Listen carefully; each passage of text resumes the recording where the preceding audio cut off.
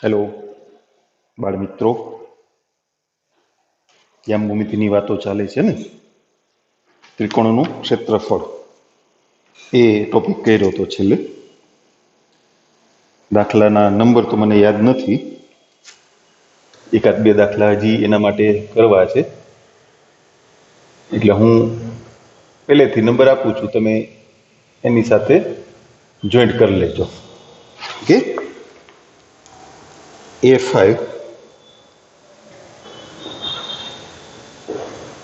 6 7 2 3 શિરોબિંદુ વાળા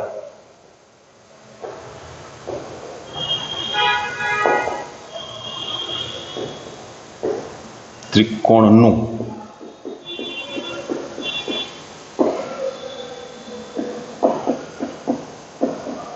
ક્ષેત્રફળ 10 હોય તો એનું મૂલ્ય મેળવવાનું છે. સૌથી પહેલા આપણે બી ગણશું. જો આ નિશ્ચાયકના સ્વરૂપમાં સૂત્રનો ઉપયોગ કરો ને એટલે સરળ પડે.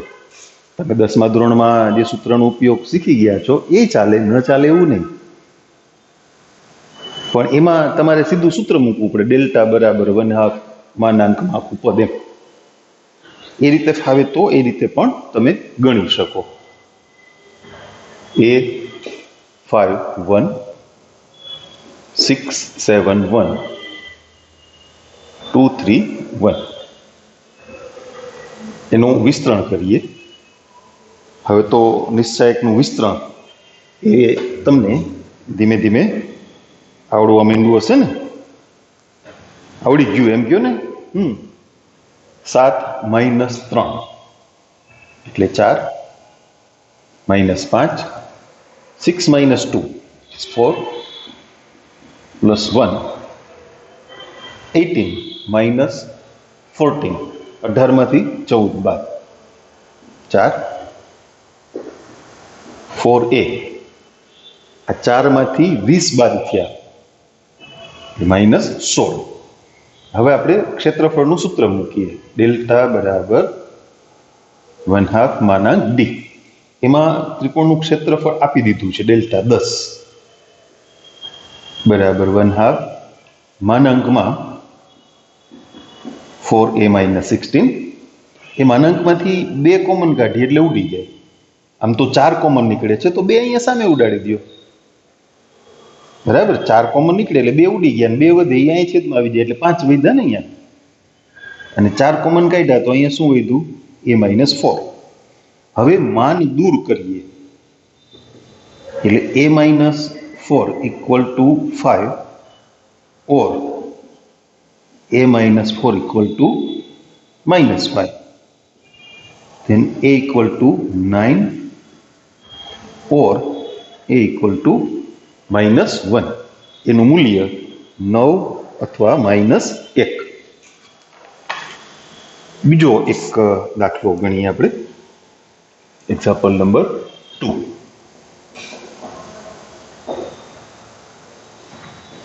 -1 - 1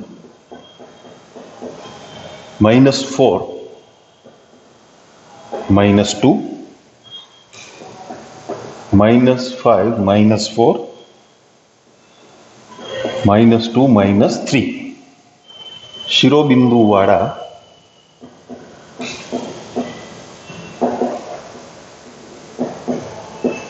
ચતુષ્કોણનું ક્ષેત્રફળ મેળવો.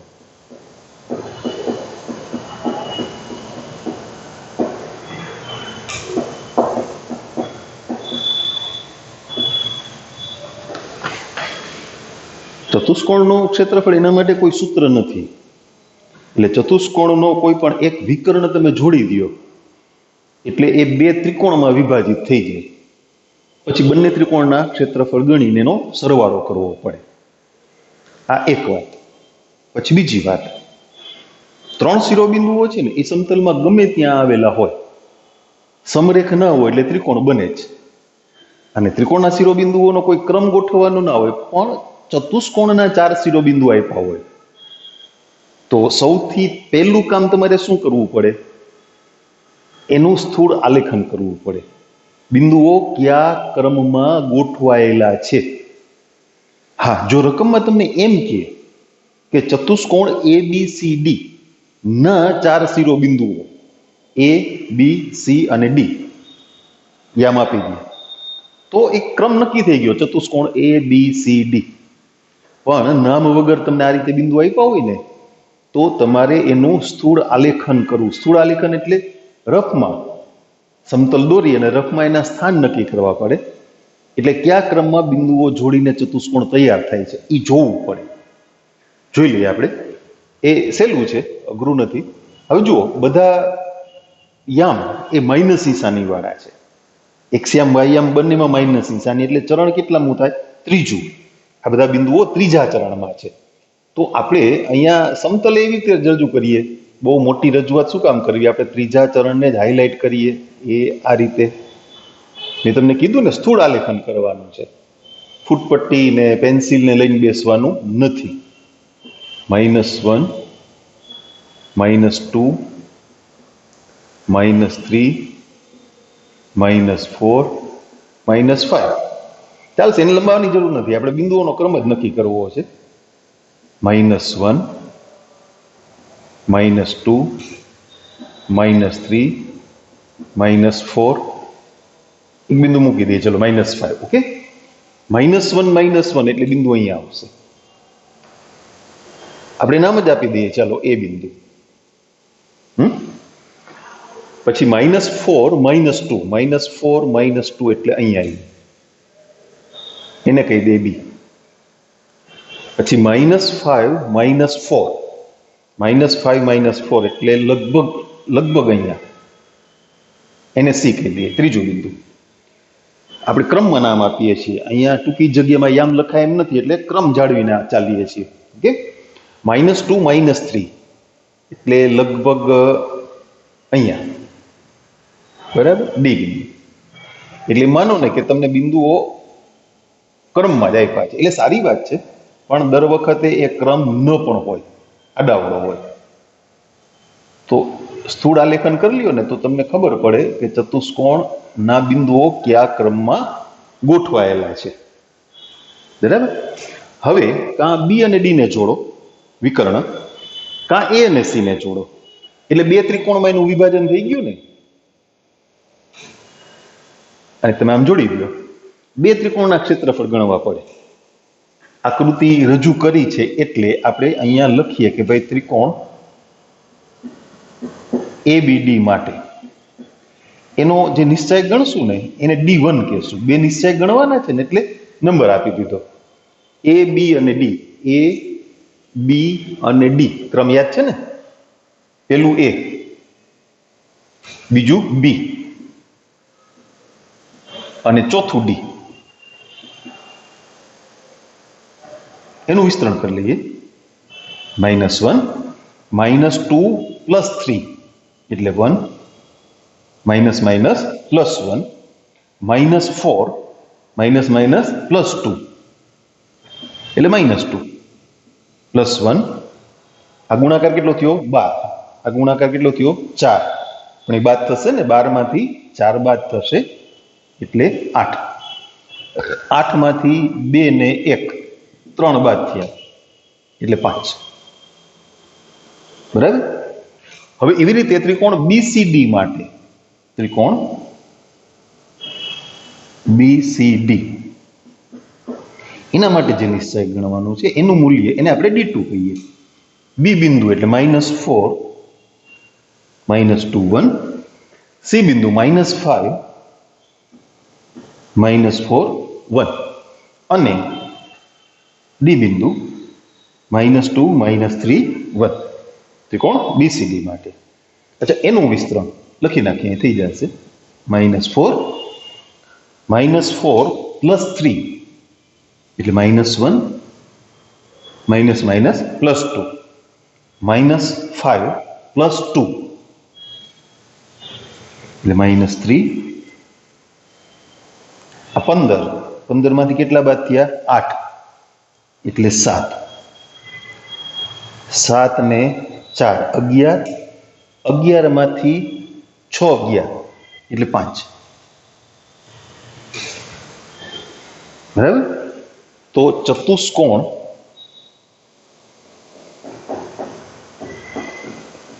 ABCD નું ક્ષેત્રફળ એટલે ત્રિકોણ ABD નું ક્ષેત્રફળ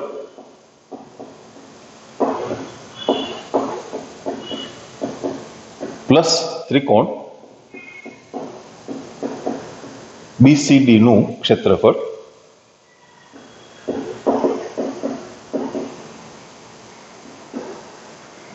वन हाफ मानांक D1 प्लस वन हाफ मानांक D2.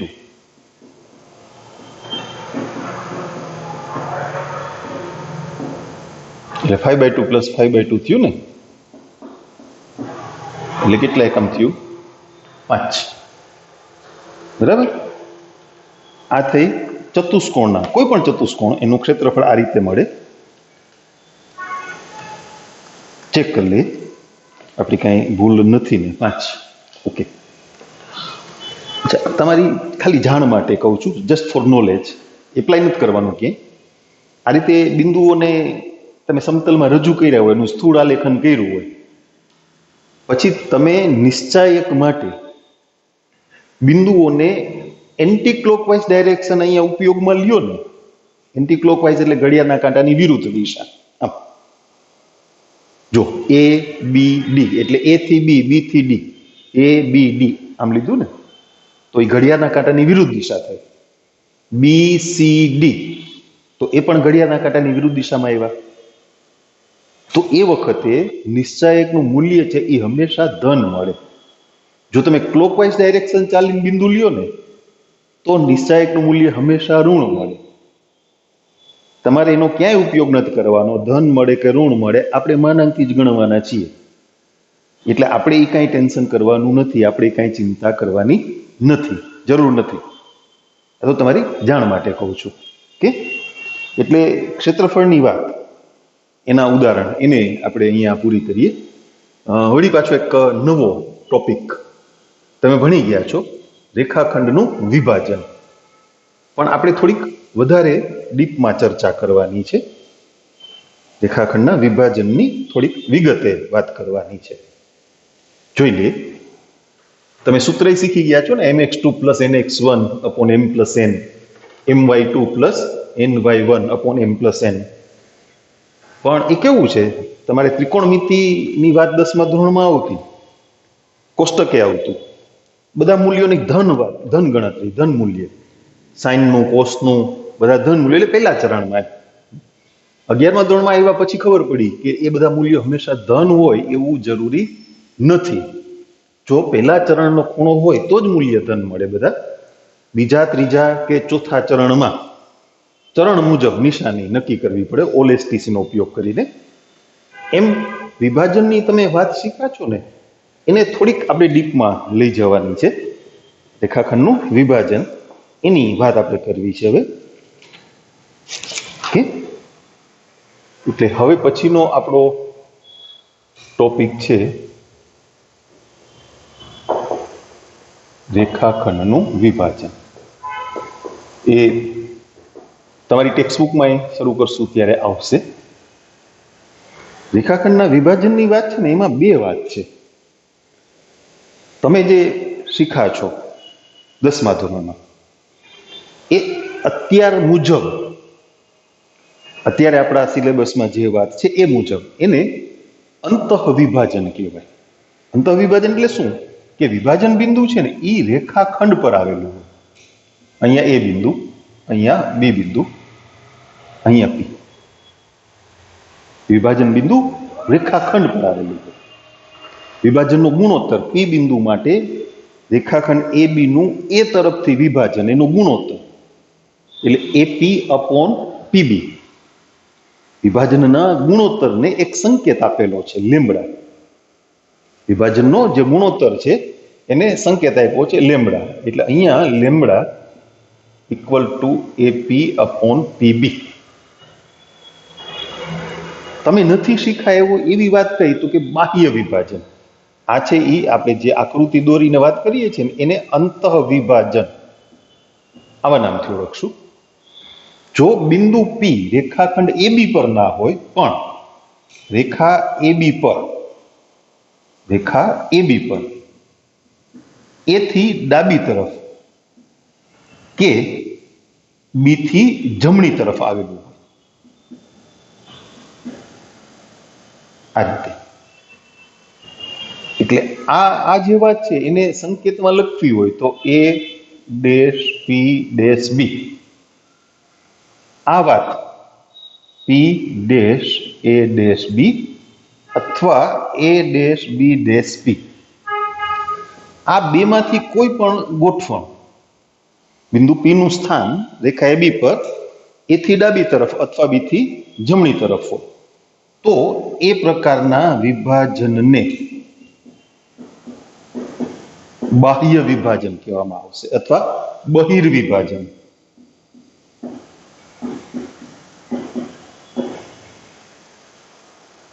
એમાં વિભાજનનો ગુણોત્તર લેમ્બડા એટલે AP અપોન PB એ તો ખરું જ. વિભાજન બિંદુ P હોય ને, જો P રેખાખંડ AB નું A તરફથી વિભાજન કરતું હોય તો વિભાજનના ગુણોત્તરને AP અપોન PB જ લખાય. પણ તો અંતઃ વિભાજન અને બાહ્ય વિભાજન એ ખબર કેમ પડે? તમે ફિઝિક્સમાં કંઈક આવું ભણતા હશો ને, ગુરુત્વાકર્ષણ બળની દિશામાં ધન મૂલ્ય, વિરુદ્ધ દિશા હોય તો ઋણ મૂલ્ય, વેગમાં વધારો થતો હોય તો પ્રવેગ ધન, પણ વેગમાં ઘટાડો થતો હોય તો પ્રવેગ ઋણ. એવું અહીંયા જો બાહ્ય વિભાજન હોય ને તો અંતઃ વિભાજનથી એ વાતને જુદી પાડવા માટે, અલગ પાડવા માટે આ ગુણોત્તરમાં ઋણ નિશાની મુકાય છે.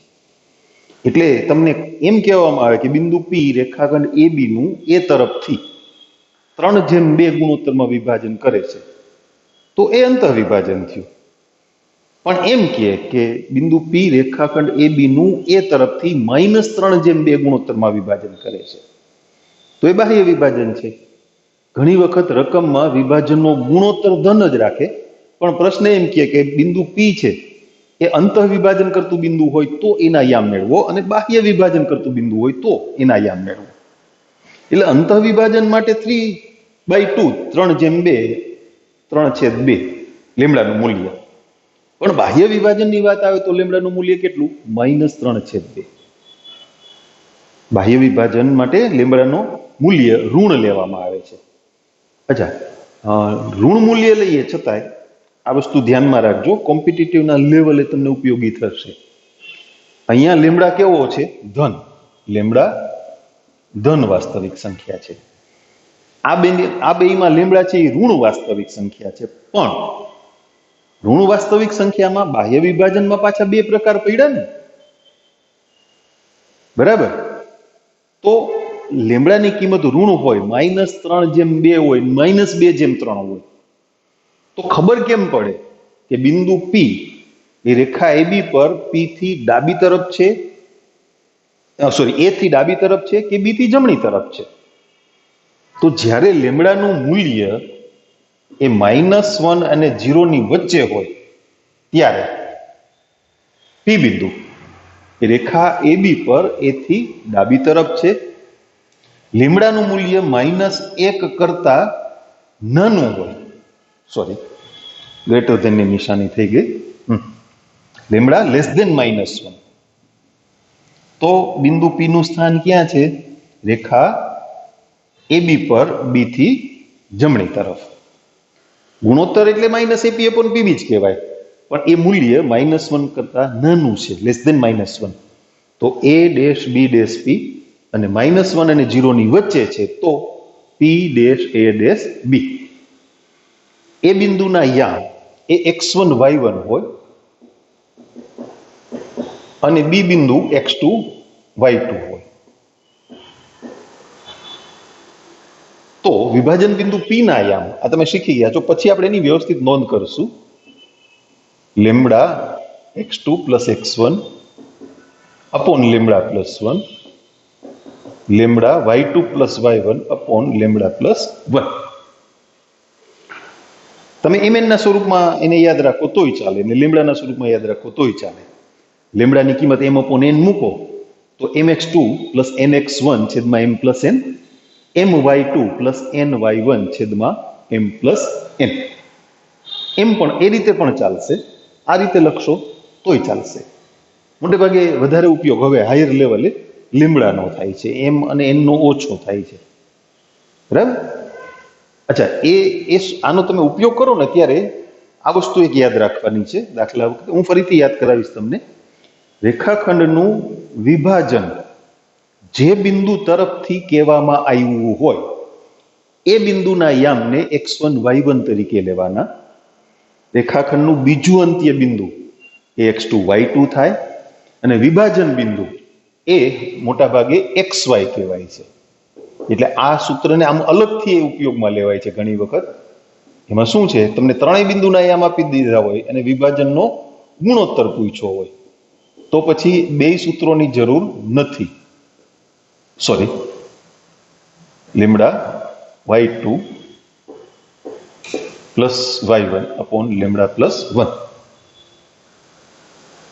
બીજી એક વાત તમે સમજી શકો, સૂત્ર લખ્યા એટલે લેમડાનું મૂલ્ય કદી -1 ના હોય. જો આ ગુણોત્તર -1 થાય તો એપી અને પીબી સમાન થઈ ગયા ને. એપી અને પીબી સમાન હોય ને તો પી છે એ રેખાખંડ એબી નું મધ્ય બિંદુ થાય. મધ્ય બિંદુ હોય તો એ અંતઃ વિભાજન થાય. એટલે એ શક્ય નથી, બે વાત કોન્ટ્રાડિક્શન થાય છે. ધારો કે લેમડાનું મૂલ્ય -1 છે, લેમડા ઋણ છે એટલે બાહ્ય વિભાજન થયું, એટલે minus AP upon PB equal to -1. તો એપી ઇક્વલ ટુ પીબી, પણ એપી ઇક્વલ ટુ પીબી તો પી છે રેખાખંડ એબી નું મધ્ય બિંદુ થઈ જાય, એટલે કે અંતઃ વિભાજન થઈ ગયું. એટલે ત્યાં વિરોધાભાસ આવ્યો ને, કોન્ટ્રાડિક્શન આવ્યું ને. એટલે લેમડાનું મૂલ્ય -1 શક્ય નથી. આમાં સાદી સરળ સમજ પ્રમાણે છેદમાં લેમડા પ્લસ 1 હોય તો લેમડાનું મૂલ્ય -1 શક્ય જ ના બને, છેદમાં 0 થઈ જાય, બરાબર. અચ્છા, લેમડાનું મૂલ્ય 0 પણ શક્ય નથી, એટલે એ અવ્યાખ્યાયિત નથી. પણ લેમડા બરાબર 0 મૂકવા એટલે એપી અપોન પીબી અથવા માઇનસ એપી અપોન પીબી બરાબર 0, એટલે એપી બરાબર 0 થયું ને. એપી અંદર 0 થાય એનો મતલબ પી બિંદુ ક્યાં છે, એ ના સ્થાને. તો તમારી પાસે બે જ બિંદુ છે, પી અને એ સમાન થઈ ગયા, તો તમારી પાસે 3 બિંદુ છે જ નહીં, એટલે વિભાજનની વાત કરવાની જ નથી થતી. જેમ ત્રિકોણના ક્ષેત્રફળમાં બિંદુઓ સમરેખ થઈ ગયા તો ક્ષેત્રફળ ગણવાની વાત જ નથી આવતી. એટલે અવ્યાખ્યાયિત નથી, પણ લેમડા બરાબર 0 એ કોઈ પણ પ્રકારનું વિભાજન નથી થતું, કોઈ પણ પ્રકારનું વિભાજન નથી થતું એવી વાત છે.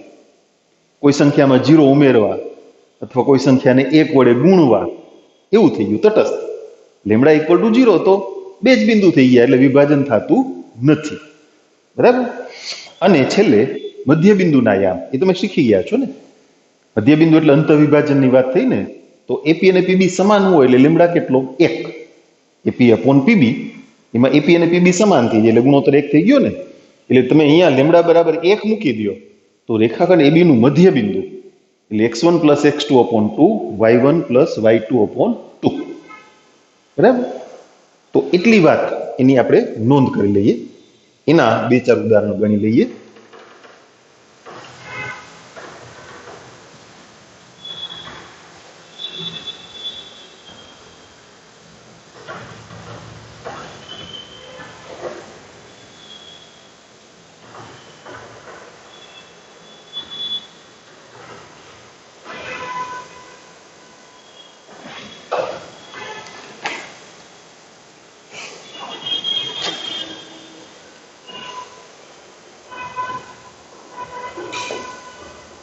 પેલા વાત કરશું અંતઃ વિભાજનની. જો a dash b dash b તો બિંદુ p એ રેખાખંડ AB નો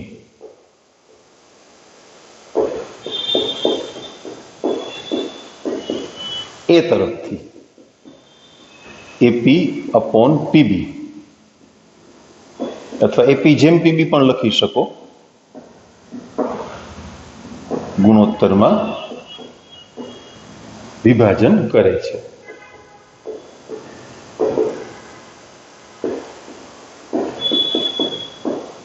आ प्रकारना विभाजनने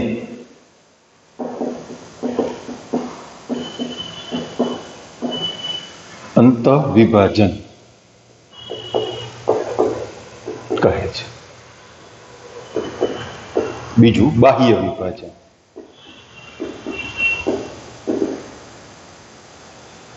जो P dash A dash B अथवा A dash B dash P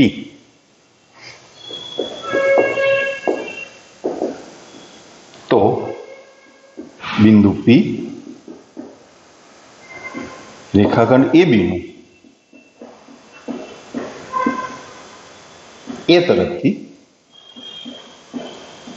minus AP upon PB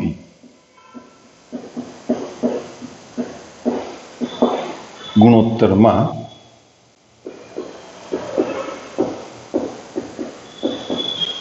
विभाजन करे छे। आ प्रकारना विभाजनने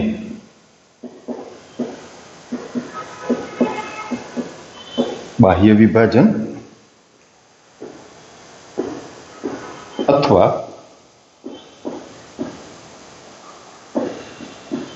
बहिर्विभाजन कहे छे। एनी કેટલીક બાબતો એને વ્યાખ્યાયિત કર્યું આપણે। હવે એની સાથે જોડાયેલી જે કેટલીક બાબતો આપણે ચર્ચા કરી છે એની નોંધ કરવી છે આપણે, એટલે એની વાત કરીએ। એટલે નોંધમાં જ લખશું બધી બાબતો, પણ એ કામનું છે, યાદ રાખવાનું છે। નોંધ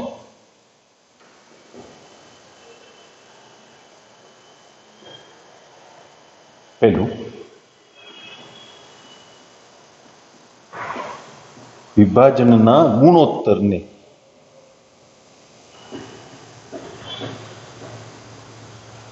લેમ્ડા વડે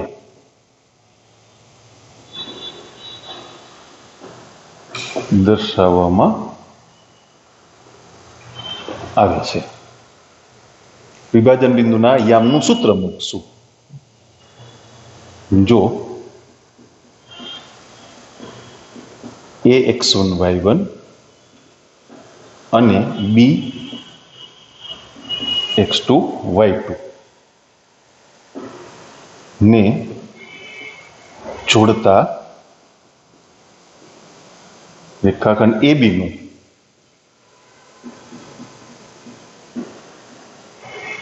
એ તરફથી લેમ્ડા ગુણોત્તરમાં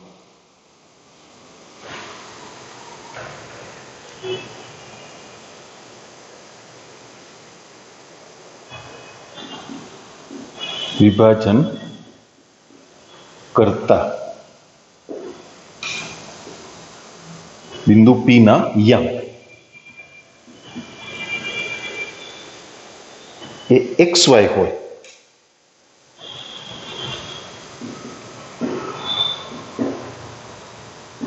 तो XY बराबर lambda x2 plus x1 upon lambda plus 1 lambda y2 plus y1 upon lambda plus 1। विभाजननी त्रण वातो ए आपणे टूंकमां लखशुं, अलग पाडी दईए। a dash p dash b तो अने तो ज lambda greater than 0, P dash A dash B तो अने तो ज -1 less than lambda less than 0 अने A dash B dash P तो अने तो ज लेम्डा -1। मध्य बिंदुना याम जो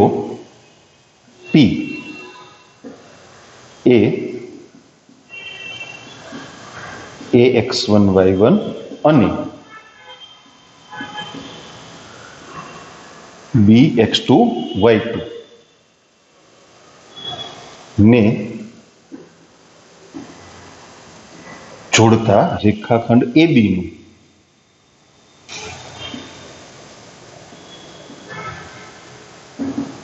મધ્ય બિંદુ હોય તો P ના યામ એટલે કે રેખાખંડ AB ના મધ્ય બિંદુના યામ બરાબર x1 plus x2 upon 2 y1 plus y2 upon 2.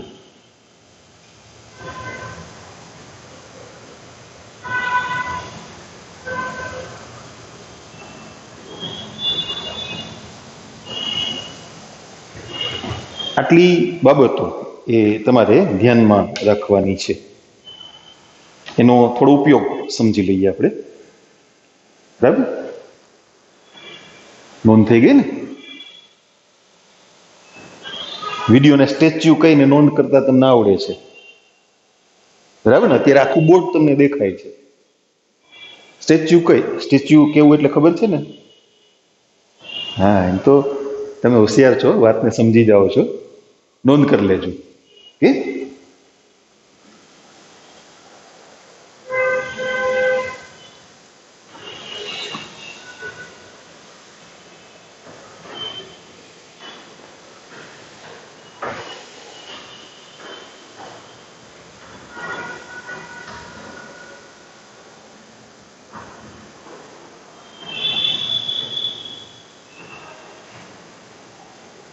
હવે એના થોડા ઉદાહરણ આપણે સમજશું, એટલે ઉપયોગ કેમ થાય છે વસ્તુ પાકી થઈ જાય.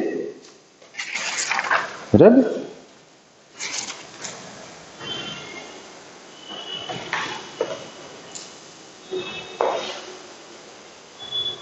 આ ટોપિકનો એક્ઝામ્પલ 1 A 7 8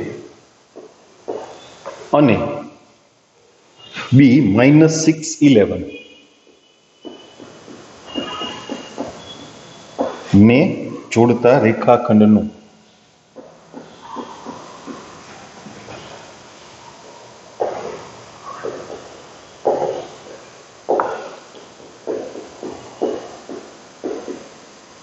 એ તરફથી 3:2 ગુણોત્તરમાં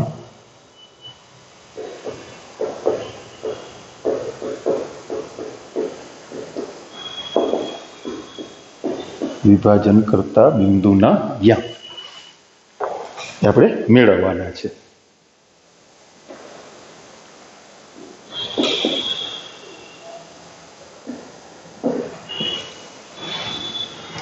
રેખાખંડનું જે બિંદુ તરફથી વિભાજન આપ્યું હોય એને તમારે x1 y1 ની જગ્યાએ સૂત્રમાં મૂકવાના. માની લ્યો કે અહીંયા B તરફથી વિભાજન એમ કહીએ તો B બિંદુના યામ x1 y1, A બિંદુના યામ x2 y2. આ વસ્તુ બરાબર યાદ રાખજો. વિભાજન બિંદુ છે હંમેશા xy અને વિભાજનનો ગુણોત્તર લેમ્ડા કેટલો? 3/2.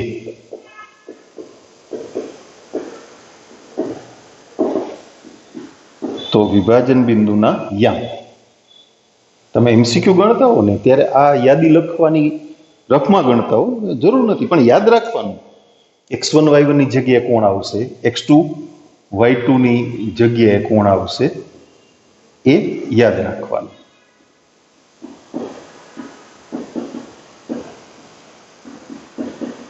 બધી કિંમતો મૂકી દઈએ એમાં. 3/2 into -6 plus 7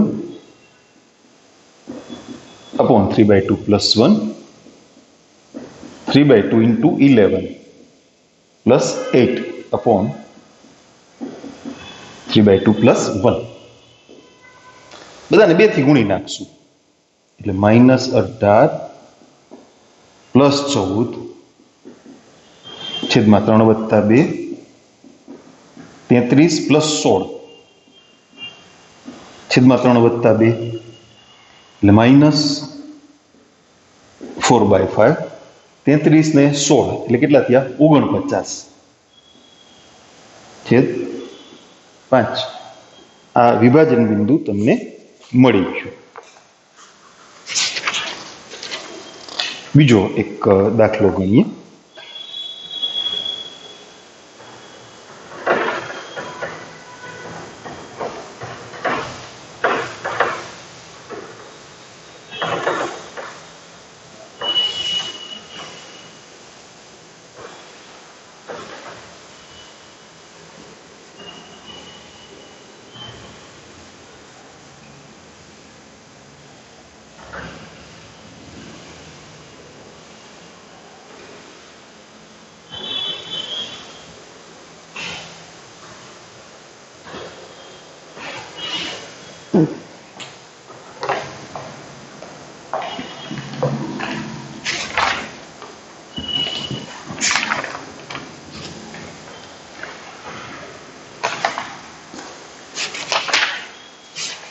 એક મિનિટ હો, તમને અનુકૂળ હોય સમજવામાં કામ લાગે એવી રકમ ગોતી લો ને.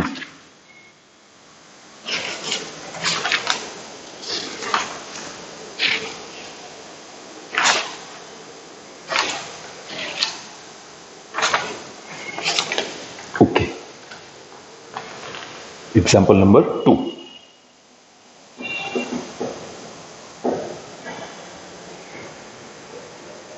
A -23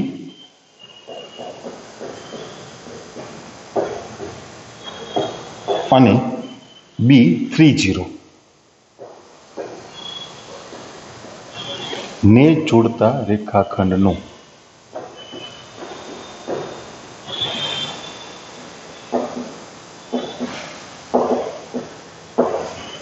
y અક્ષ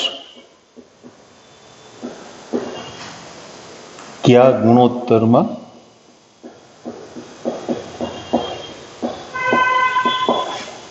અને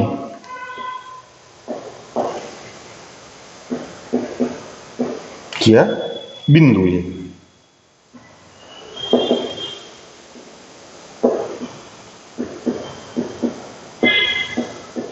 વિભાજન કરશે. વાય અક્ષ વિભાજન કરે છે એટલે એનો અર્થ એમ થાય કે વાય અક્ષ પરનું બિંદુ વિભાજન કરે છે. વિભાજન બિંદુ વાય અક્ષ પર આવેલું છે. એમ જનરલી વિભાજન બિંદુના આયામ આપણે શું લેવાના છે? X Y. પણ વાય અક્ષ પરનું બિંદુ હોય એટલે એનો એક્સિયામ 0 એટલે 0y. એમ કદાચ એક્સ અક્ષની વાત હોય, એક્સ અક્ષ કયા ગુણોત્તરમાં ને કયા બિંદુ વિભાજન કરે, તો વિભાજન બિંદુ ક્યાં છે? એક્સ અક્ષ પર. તો એનો વાયયામ 0, તો વિભાજન બિંદુ x0 ધારવાનું. બરાબર? અચ્છા, તમને વાત સમજાય એટલા માટે, માત્ર વાત સમજાય એટલા માટે એની એક નાનકડી આકૃતિ આપણે વિચારીએ. નહીંતર શું છે કે આ પ્રકારના દાખલા કદાચ 10મા ધોરણમાં ન આવ્યા હોય. આઈ ડોન્ટ નો, મેં 10મું ધોરણ નથી ભણાવ્યું ક્યારેય. હા, શરૂ કર્યું ત્યાંથી જ 11 ને 12, 10મું અમુક સિલેબસ ખબર હોય, પણ અમુક ચોક્કસ દાખલાઓ, ચોક્કસ ગોઠવણના દાખલાઓ આવે છે કે નહીં એ તો ટીચિંગ કરીએ તો જ ખબર પડે ને, નથી ખબર. એટલે -23 ક્યાં ચરણનું બિંદુ થયું? બીજા. અને 30 ક્યાં આવે? અક્ષ પર, ધન દિશામાં. આકૃતિ કરીએ એટલે થોડુંક સમજવા માટે તમારે આકૃતિ કરવાની કાંઈ જરૂર નથી. નથી જ. હા, પાકું જ છે. તમે વાતને સમજી શકો કે અક્ષ કઈ રીતે વિભાજન કરે એટલા પૂરતી જ વાત છે. એક્સિયામ અહીંયા -1, અહીંયા -2, વાયયામ 1 2 3, એક્સિયામ 1 2 3, -2 3 એટલે અહીંયા આવે એ બિંદુ, અને 30 એટલે અહીંયા આવ્યું. બરાબર? બી બિંદુ. હવે એને તમે જોડો,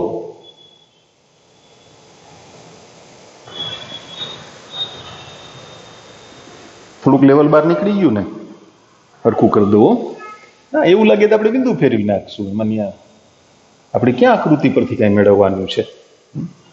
મેથેમેટિક્સમાં આકૃતિ પરથી કાંઈ જ મળતું નથી, માત્ર ગાઈડલાઈન તરીકે છે. જુઓ, એ અહીંયા વિભાજન બિંદુ છે, અહીંયા આ બિંદુ, એ બિંદુના યામ, બિંદુ P ના યામ અને એ તરફથી વિભાજનનો ગુણોત્તર કીધું નથી, આપણે એ તરફથી લઈ લઈએ. તમે બી તરફથી ગણી શકો, સ્પષ્ટ ન કર્યું હોય તો ગમે તે બાજુથી ગણી શકાય, પણ તો તમારે જવાબમાં લખવાનું કે એ તરફથી વિભાજનનો ગુણોત્તર આટલો છે કે બી તરફથી આટલો છે. તો આપણે આ વાત અહીંયા વ્યવસ્થિત રજૂ કરીએ. ધારો કે વાય અક્ષ પરનું બિંદુ P 0y એ રેખાખંડ AB નું એ તરફથી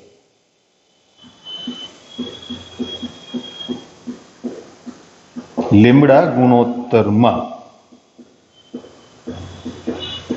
વિભાજન કરે છે. એ તરફથી વિભાજન એટલે x1 y1 એ બિંદુના યામ -2 3 અને x2 y2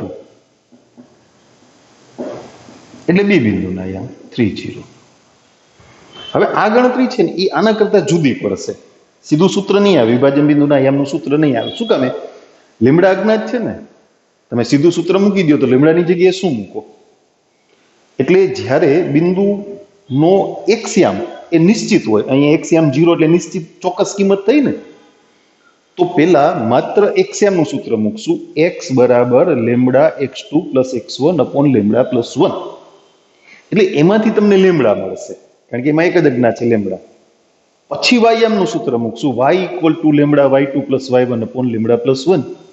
તો એમાંથી બિંદુ P નો y યામ મળશે, કારણ કે લેમ્બડા તમને મળી ગયો હોય.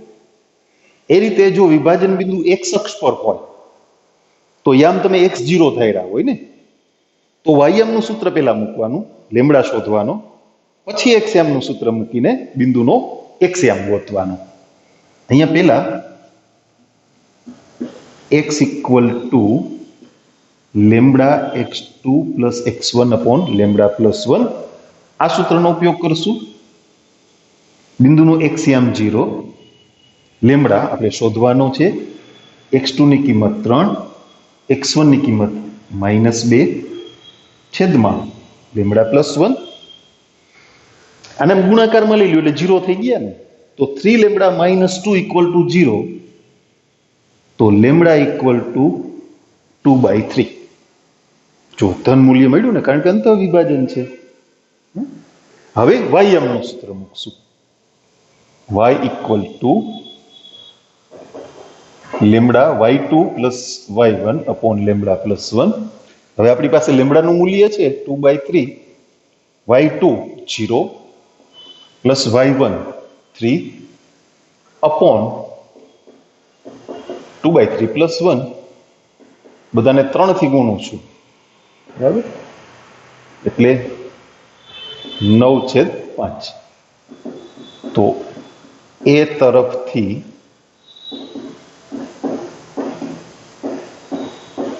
વિભાજનનો ગુણોત્તર 2/3 અને વિભાજન બિંદુના યામ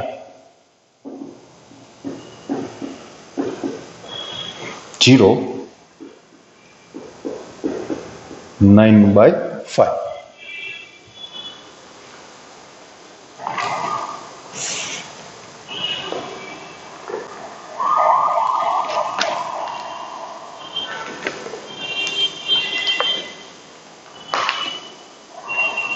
એના પછીનો એક એક્ઝામ્પલ લઈએ, 2-3 એક્ઝામ્પલ છે આપણે ગણી લઈએ એટલે વિભાજનની વાત એ કમ્પ્લીટ થઈ જાય.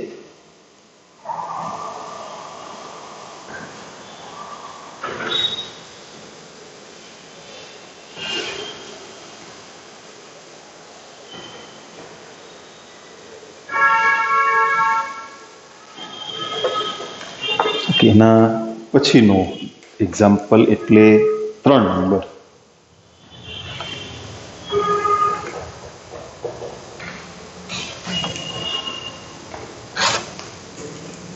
બિંદુ પી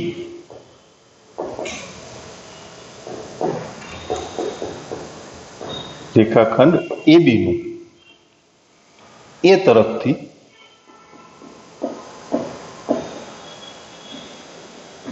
બે જેમ એક ગુણોત્તરમાં વિભાજન કરે છે.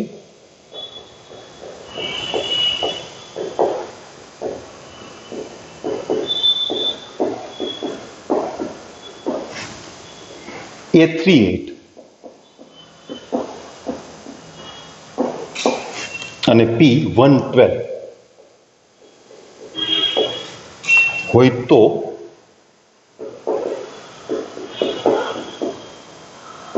બી બિંદુના યામ એ આપણે શોધવાના છે. એ તરફથી વિભાજન છે એટલે x1 y1 38 તમને વિભાજન બિંદુ આપી દીધું છે. વિભાજન બિંદુને આપણે ઓળખાણ શું આપી? xy. લેમડા 2/1 એટલે 2.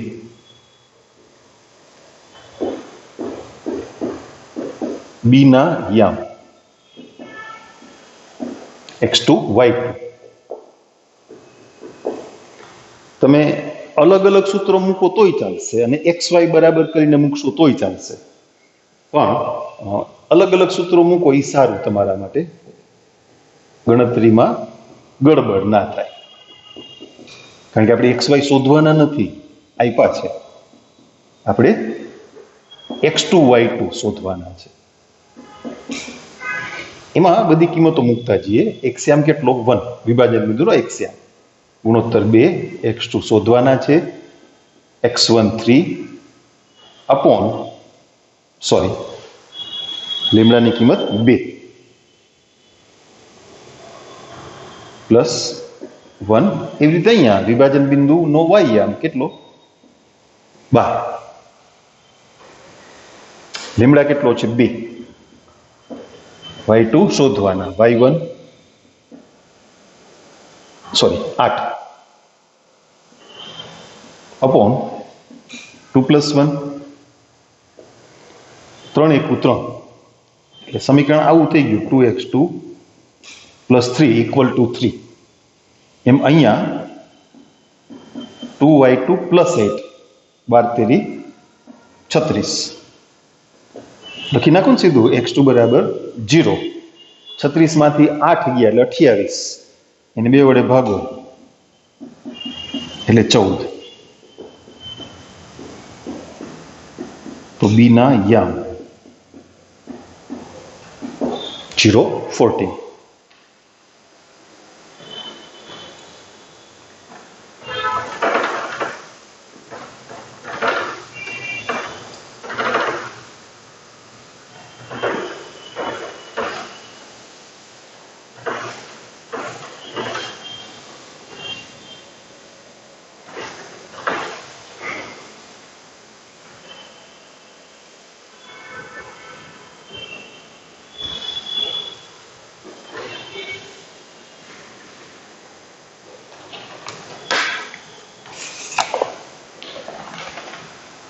ચોથો દાખલો.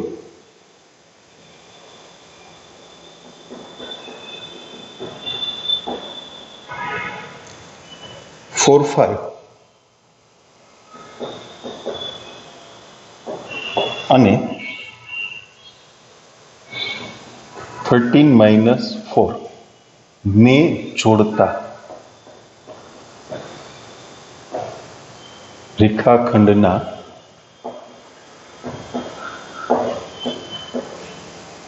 ત્રિભાગ બિંદુઓના યામ શોધો.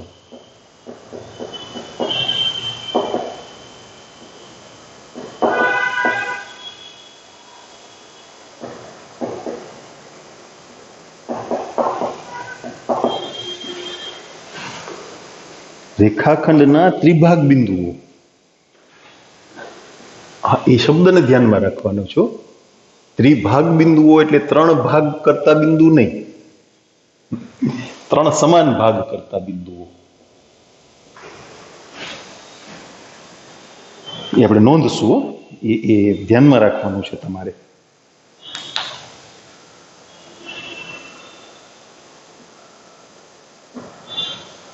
રેખાખંડના ત્રિભાગ બિંદુઓ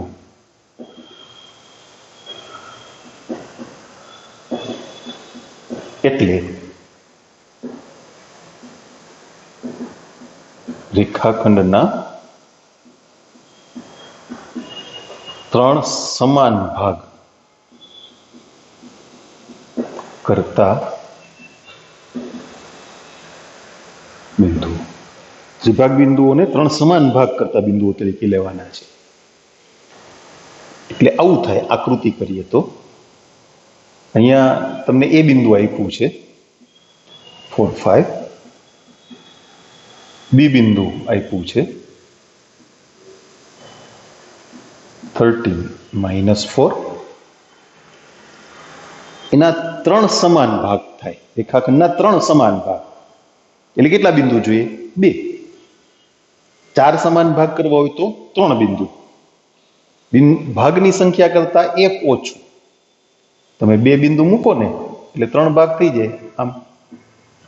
પણ એ ભાગ કેવા છે? સમાન. એટલે એપી, પીક્યુ અને ક્યુબી એ સમાન લંબાઈ છે. એટલે એપી કરતા પીબી લંબાઈ બમણી થઈ ગઈ ને, બરાબર? એટલે વિભાજનનો ગુણોત્તર મળી ગયો. બિંદુ પી રેખાખંડ એબી નું એ તરફથી 1:2 ગુણોત્તરમાં વિભાજન કરે છે. આના કરતા ઓલું બમણું થયું ને. અચ્છા, તમે આમ પણ વિચારી શકો, બિંદુ ક્યુ રેખાખંડ એબી નું એ તરફથી 2:1 ગુણોત્તરમાં વિભાજન કરે છે. તમે પી બિંદુના યામ મેળવી લીધા સપોઝ, પછી ક્યુ માટે વિભાજનના ગુણોત્તરની વાત જરૂરી નથી, કારણ કે ક્યુ છે એ રેખાખંડ પીબી નું મધ્ય બિંદુ થાય. મધ્ય બિંદુના યામ તો સીધા મળે. માની લો કે તમે ક્યુ ના યામ પેલા ગણ્યા છે, તો પી છે એ રેખાખંડ એ ક્યુ નું મધ્ય બિંદુ થાય, તો એ પણ મધ્ય બિંદુના યામની રીતે મળી જાય. એટલે વિભાજનના ગુણોત્તરનો ઉપયોગ કરીને પી અથવા ક્યુ બે માંથી એક બિંદુ મેળવવાનું છે, બીજું મધ્ય બિંદુના યામ પરથી મળી જશે. ધારો કે રેખાખંડ એબી ના એ તરફથી, એટલે આ ક્રમમાં ત્રિભાગ બિંદુઓ પી અને ક્યુ છે. એટલે AP equal to P Q equal to QB. એટલું કયો ને એટલે આ સ્પષ્ટ થઈ ગયું. બિંદુ પી રેખાખંડ એબી નું એ તરફથી 1:2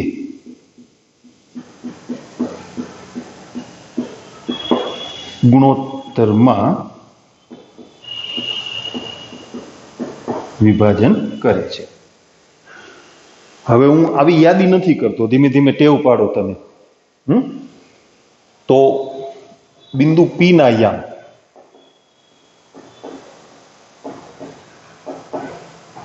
સૂત્ર લખશું, પણ એ બધાને તમે ડાયરેક્ટ ઓળખવાની ટેવ પાડો, એટલે યાદી લખવાનો સમય બચી જાય.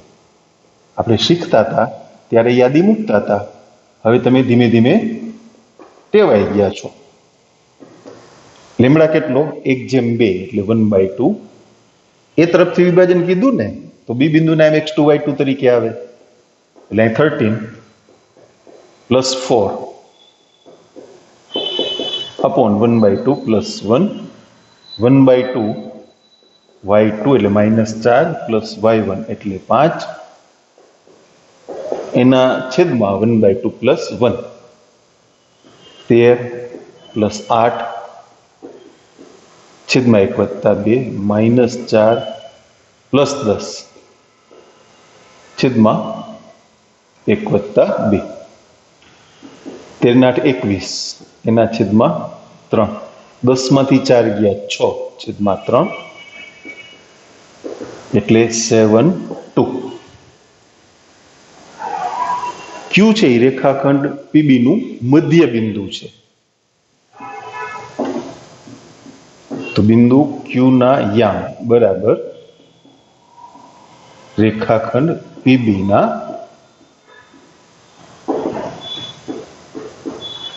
મધ્ય બિંદુ ના યામ રેખાખંડ પીબી નું મધ્ય બિંદુ પી ના યામ ક્યાં મેળવ્યા છે બી ના યામ અહીંયા છે 7 + 13/2 2 - 4/2 17 ને 3 20 છેદમાં 2 એટલે 10 -2 છેદમાં 2 એટલે -1 થઈ ગયા એને યાદ શું રાખવાનું ત્રિભાગ બિંદુઓ એટલે 3 સમાન ભાગ કરતા બિંદુઓ 4 સમાન ભાગ કરતા બિંદુઓ કીધા હોય તો કેટલા બિંદુ મૂકવાના 3 પી ક્યુ એ ગમે તે નામ આપી દો તમે નામ સાથે આપણને કઈ મતલબ નથી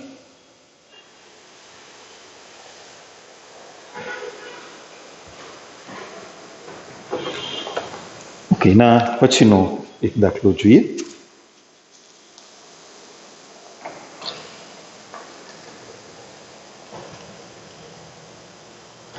એક્ઝામ્પલ નંબર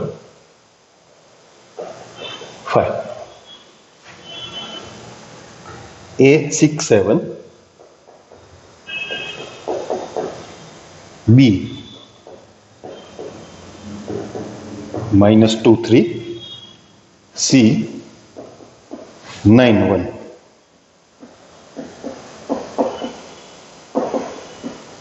શિરોબિંદુ વાળા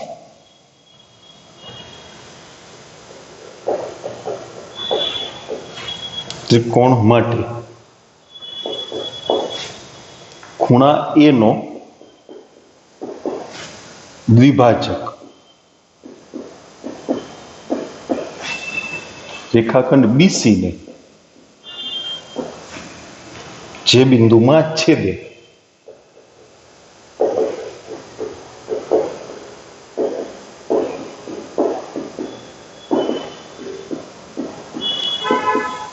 તે બિંદુના યામ આ મેળવવાના છે બરાબર આકૃતિ કરીએ એટલે વાત સમજવી સરળ થઈ જાય એક ત્રિકોણ એબીસી છે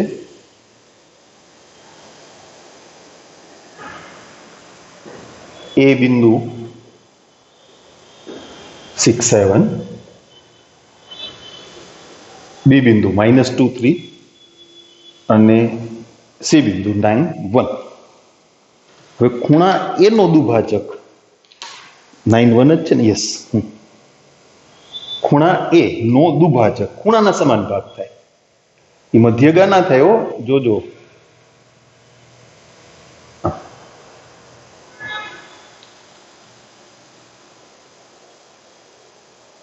આ બે ખૂણા સરખા આ બિંદુને આપણે ગોતવાનું છે એને સપોઝ આપણે પી કહી દઈએ તો 10મા ધોરણમાં તમે આ વાત શીખ્યા છો ખૂણા એનો દુભાજક રેખાખંડ બીસી ને પી બિંદુમાં છેદે તો તમે ડી કહેતા હતા સોરી ડી કયો કે પી કયો શું ફેર પડે શેક્સપિયરે કીધું જ ને there is nothing in name હા એટલે તોય નામ તો રાખવું પડે નથિંગ ઇન નેમ એટલે આપણે કઈ મારું કઈ નામ નથી એમ ના કહેવાય નામમાં શું રાખ્યું છે એવું ને તો આવું તમે શીખ્યા છો BP upon PC equal to AB upon AC AB અને એસી એ બાજુની લંબાઈ થઈ તમને અંતર સૂત્રથી મળી જાય તો બીપી અપોન પીસી ગુણોત્તર મળી જાય ગુણોત્તર મળી જાય તો પી બિંદુના યામ મળી જાય કારણ કે બી અને સી ના યામ તમને આપ્યા છે એટલે સૌથી પહેલા આપણે એબી અને એસી આ બે અંતર ગણશું એ બી બરાબર રૂટમાં 6 + 2 એનો સ્ક્વેર પ્લસ 7 - 3 એનો સ્ક્વેર 6 ને 2 8 નો વર્ગ 64 7 માંથી 3 ગયા 4 4 નો વર્ગ 16 80 થયા ને રૂટ 80 16 × 85 એટલે 4√5 થયું. હિસાબ કરી નાખો હમણાં ભેગું નહીં થવા દઈએ આપણે. પછી 80 અંતર ગણીએ રૂટમાં 9 - 6 નો સ્ક્વેર પ્લસ 1 - 7 નો સ્ક્વેર 9 માંથી 6 ગયા 3 એનો વર્ગ 9 - 6 નો વર્ગ 36 36 ને 9 45 9 × 5 45 એટલે એ થયા 3√5.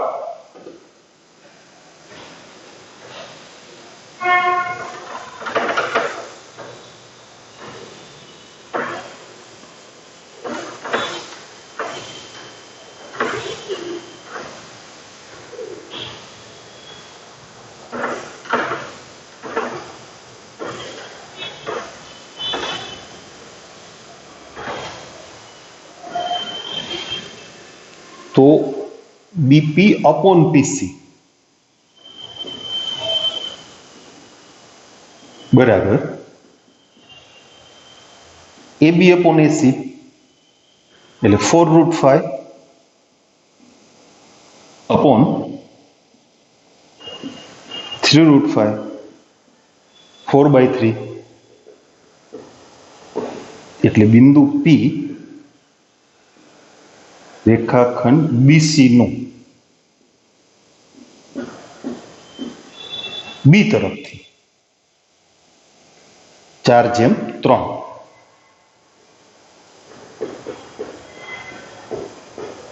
ગુણોત્તરમાં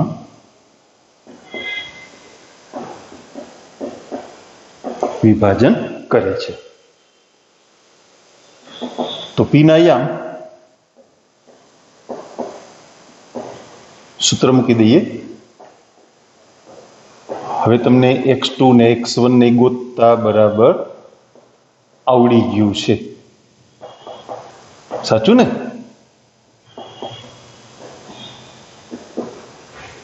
લેમડા કેટલો? 4/3. બી તરફથી વિભાજન કીધું ને એટલે અહીંયા આવશે 9 - 2 છેદમાં 4/3 + 1 4/3 y2 ની કિંમત કેટલી? 1 + 3 અપોન 4/3 + 1 બધાને 3 થી ગુણી નાખશું. 36 - 6 4 + 3 4 + 9 છેદમાં 4 + 3 36 માંથી 6 ગયા 30 ના છેદમાં 7 13/7 એ વિભાજન જે બિંદુ હતું આપણે કીધું છે એ મળી ગયું. બરાબર? ઓકે.